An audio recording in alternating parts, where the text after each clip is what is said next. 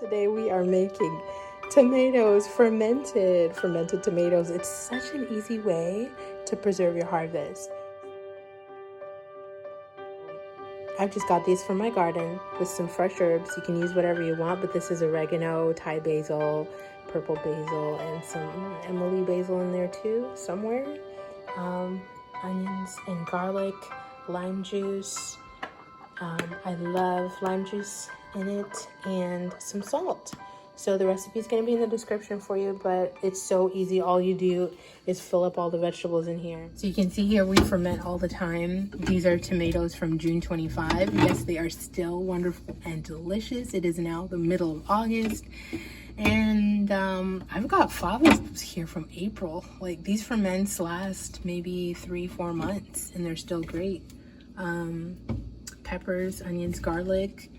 This is another jar that's beautiful here. We haven't started eating out of this one yet, but the extra water, you can save that, use it in salad dressings, or just put it on top of other things, or use it to ferment something else. There's so many things you can do, but we're gonna get started with this recipe today, so let's go. Okay, I don't normally put herbs in my fermented tomatoes, but today I decided to because I have so many. I'm leaving my herbs on the stick so that I can take it out easily.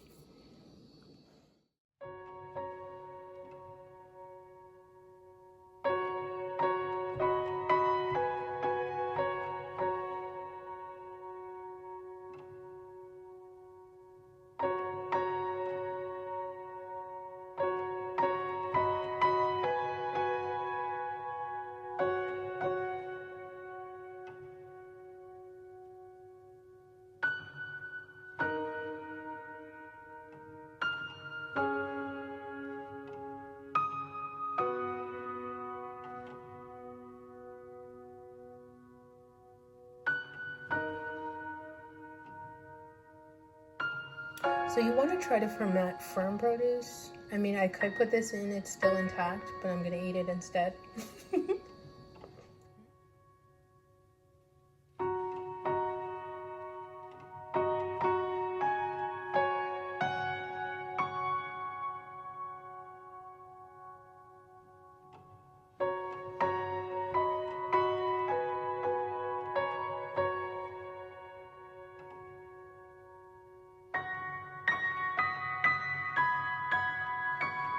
Okay, so we've got our jars all filled up. We do have a little extra produce there, but that's totally fine. You could shovel it in, but it's better to leave. It's better to leave a little headspace so that you don't have spills and overflowing. Okay. We're gonna go ahead and fill up these jars with 2 teaspoons of salt and 2 tablespoons of lime juice each.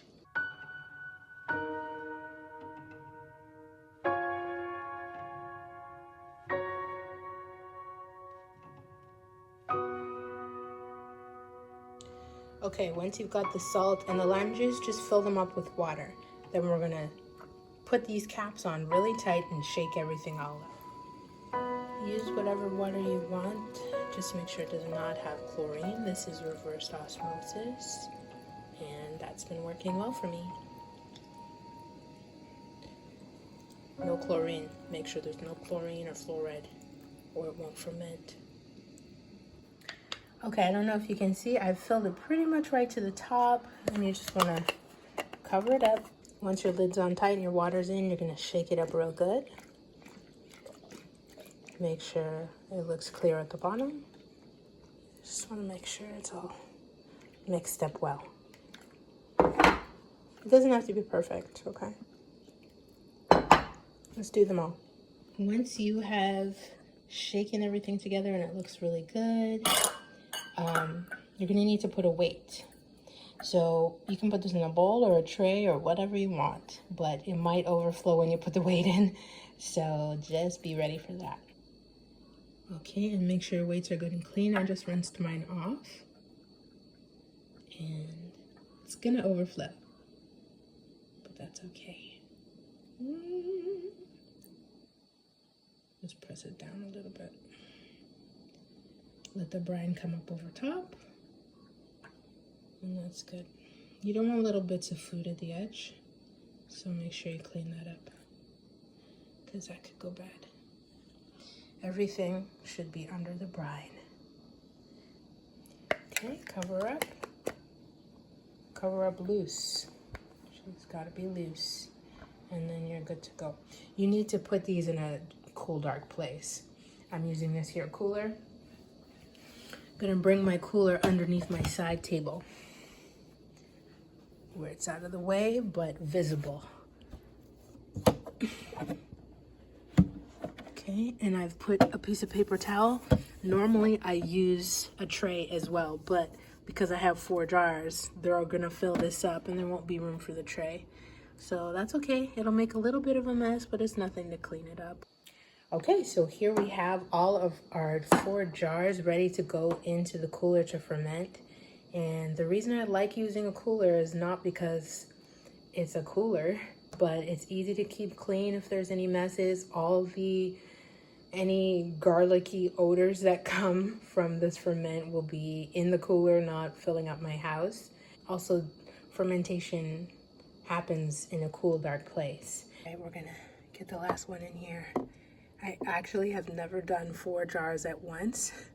Usually I just do 1 or 2. So I'm so happy they all fit.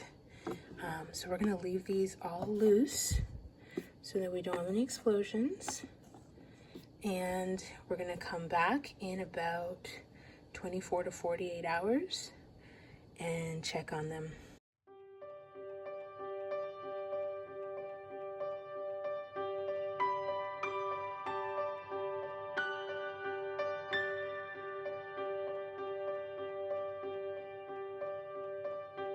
Like my handwriting? Isn't it great?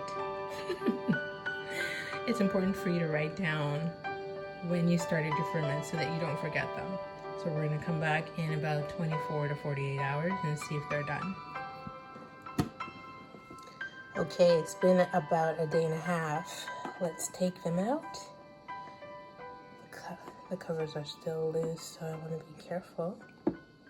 Let's see what's going on. Do we have any bubbles? Okay, I just took these out of the cooler. You can see we had a little bit of overflow. This is wet, so I'll have to clean that up. But more importantly than that, do we have fermentation? Yes. See all those bubbles? Even without moving it, I can see. But if I move them, yeah, see how it looks kind of like soda fizz?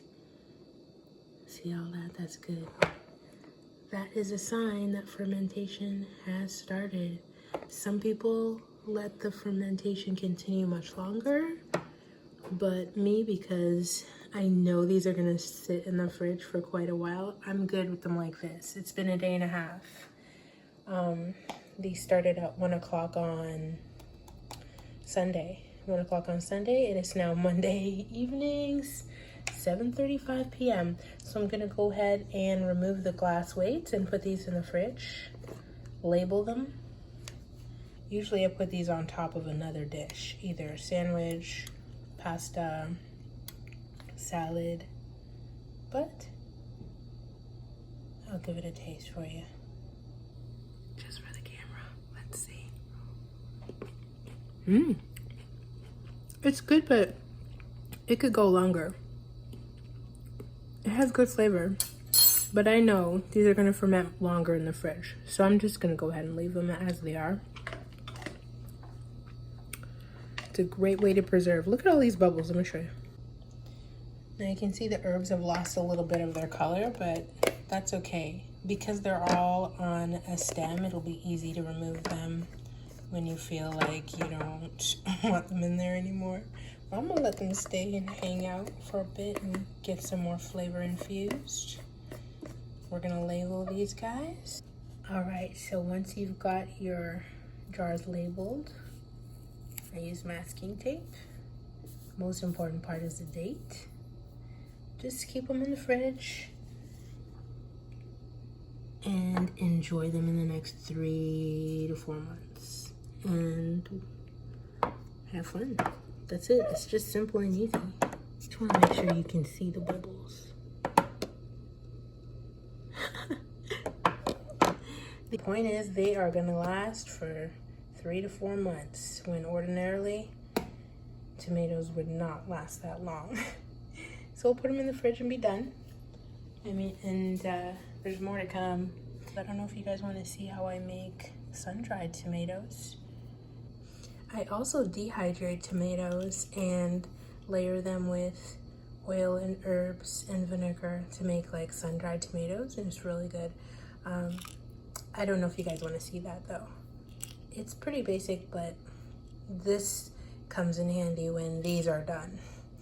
So maybe I'll show you guys. If you want to see that video, let me know in the comments, because I have about 3 of these jars that I need to finish the process of turning them into sun-dried tomatoes. But right now they're just salt and dehydrated, and then the next stage will be to finish adding all the flavor. Anyway, let's put these away.